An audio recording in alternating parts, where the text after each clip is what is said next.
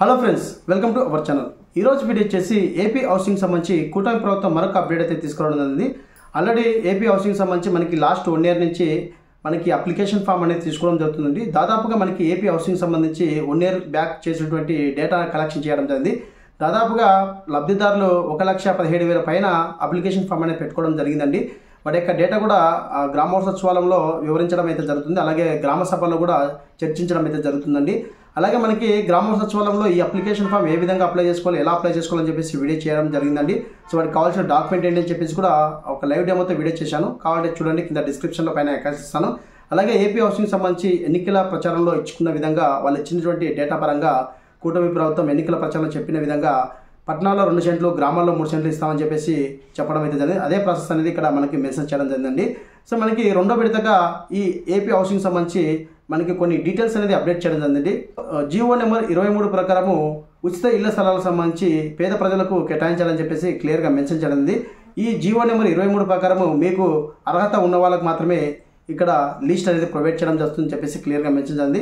ఇందులో క్లియర్గా మెన్షన్ చేయడం జరిగింది ఎవరు అర్హులు, ఎవరు అనర్హులు అని చెప్పేసి క్లియర్గా డేటా అనేది ఇవ్వడం జరిగింది. సో అలాగే మనం అప్లికేషన్ ఫామ్ చేసేటప్పుడు మీరు ఎలిజిబుల్లా కాదని చెప్పేసి ఆటోమేటిక్గా మీ యొక్క ఆధార్ నెంబర్ ఎంటర్ చేసిన వెంటనే చూపించడం అయితే జరుగుతుందండి. ఇప్పుడు మనకి కూటమి ప్రభుత్వము రెండో విడతగా ఇల్లు సేకరణ అనేది ఉచితంగా ఇల్లు ఇవ్వాలని చెప్పేసి పేద ప్రజలందరికీ, ఆంధ్రప్రదేశ్లో నివసిస్తున్నటువంటి మహిళలందరికీ ఉచితంగా ఇల్లు ఇవ్వాలని చెప్పేసి కూటమి ప్రభుత్వం నిర్ణయం తీసుకోవడం జరిగింది. ఈ ఇళ్ల నిర్మాణం కూడా 2 సంవత్సరాల పూర్తయ్యి వాళ్ళకి ఇళ్ల పట్టాలు ఇవ్వాలని చెప్పేసి క్లియర్గా మెన్షన్ చేయడం జరిగిందండి. పేద ప్రజలు, మహిళలు ఎవరైతే ఉన్నారో వారందరూ అప్లై చేసుకోవచ్చు అని చెప్పేసి క్లియర్గా మెన్షన్ చేయడం జరిగింది. సో ఈ అప్లికేషన్ ఫామ్ అనేది మనకి ఇక్కడ జీవో నెంబర్ 23 ప్రకారము వీటికి అనుగుణంగా ఉంటే మాత్రమే వీళ్ళు అప్లై చేసుకోవచ్చు అని చెప్పేసి క్లియర్గా మెన్షన్ జరిగింది. సో వాటి యొక్క డీటెయిల్స్ మొత్తం ఈ వీడియోల ద్వారా మీకు తెలియజేస్తాను. దాదాపుగా మనకి 30 పాయింట్లు అయితే రైట్ చేయడం జరిగింది. ఈ 30 పాయింట్లకు అనుగుణంగా ఉన్న వాళ్ళకే, మహిళలకు మాత్రమే ఉచితంగా ఇల్లు నిర్మిస్తా అని చెప్పేసి క్లియర్గా మెన్షన్ చేయడం జరిగిందండి. ఈ జీవో నెంబర్ 23 ప్రకారము ఉచిత ఇళ్ల స్థలాలకు ముఖ్యమైన పాయింట్లను మెన్షన్ చేయడం జరిగింది చెప్పేసి మీకు చెప్పాను కదా. ఆ పాయింట్ అనేది 1 by 1 అయితే మీకు వివరిస్తాను. ఇందులో ఈ పాయింట్కు అనుగుణంగా ఉన్న వాళ్ళకి ఉచితంగా మహిళలకు ఇల్లు నిర్మిస్తామని చెప్పేసి క్లియర్గా డేటా అనేది మెన్షన్ చేయడం జరిగింది. అందులో మొదటిగా ఉచితంగా ఇళ్ల స్థలాలు రాష్ట్రంలో అర్హులైన పేద ప్రజలకు మాత్రమే కేటాయిస్తామని చెప్పేసి క్లియర్గా మెన్షన్ చేయడం జరిగిందండి. అంటే మనకి ఎవరైతే షెడ్యూల్ కులాలకు సంబంధించినటువంటి పేద మధ్యతరగతి వర్గాలకు సంబంధించి ఎవరైతే మహిళలు ఉన్నారో వారికి మాత్రమే ఇస్తామని చెప్పేసి క్లియర్గా మెన్షన్ చేయడం జరిగిందండి. అలాగే వాళ్ళు ఎన్నికల ప్రచారంలో చెప్పుకున్న విధంగా పట్టణాల్లో 2 సెంట్లు, అలాగే గ్రామాల్లో 3 సెంట్ల స్థలం అనేది కేటాయిస్తామని చెప్పేసి క్లియర్గా మెన్షన్ చేయడం జరిగింది.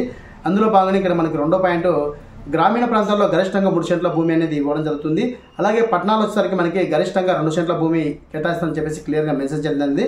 అలాగే మనకి 4వ పాయింట్ వచ్చేసరికి లబ్ధిదారి ఖచ్చితంగా తెల్ల రేషన్ కార్డు కలిగి ఉండాలి. అంటే తెల్ల రేషన్ కార్డు కలిగి ఉండాలి, ప్లస్ తెల్ల రేషన్ కార్డులో ఎవరైతే అప్లై చేస్తున్నారో ఆ పర్సన్ ఖచ్చితంగా మెన్షన్ అయి ఉండాలండి. అలాగే ఆంధ్రప్రదేశ్ నివాసి అయి ఉండాలి.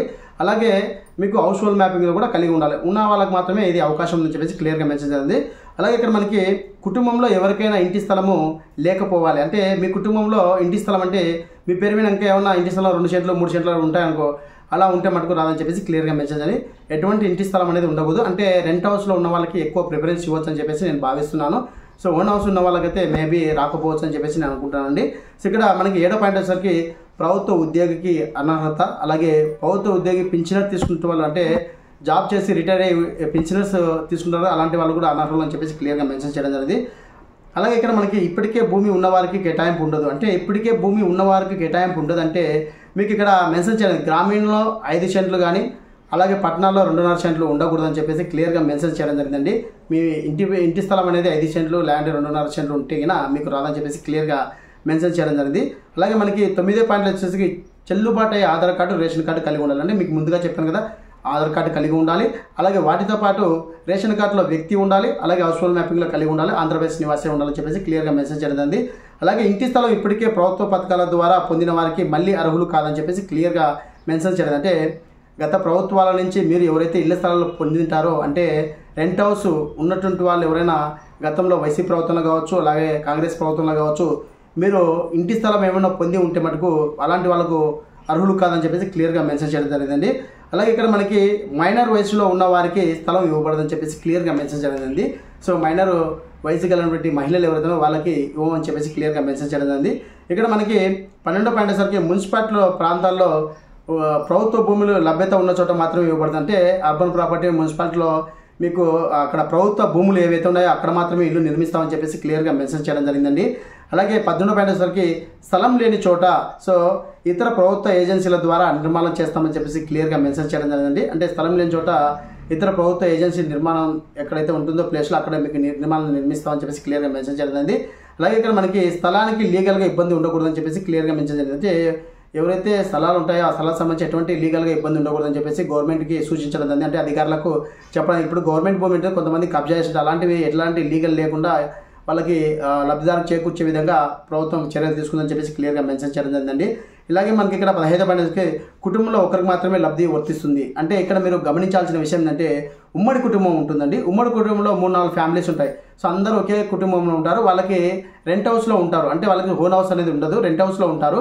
అలాంటి వాళ్ళు హౌస్ హోల్డ్ మ్యాపింగ్లో అందరూ కలిసి ఉండడం వల్ల ఒకరికి మాత్రమే లబ్ధి చేకూరుస్తుంది. అంటే మనకి ఇక్కడ ముఖ్యంగా ఒకరికి మాత్రమే లబ్ధి చేకూరుతుంది. అంటే ఒక ఫాదర్ మదర్ ఉంటారు, వాళ్ళకి 3 కొడుకులు ఉంటారు. సో 3 అప్లై చేసుకోవడానికి అవకాశం లేదు. ఎందుకంటే మీరు హౌస్ హోల్డ్ మ్యాపింగ్లో కలిసి ఉన్నారు కాబట్టి. కానీ మీకు రేషన్ కార్డు అనేది సపరేట్ ఉంది.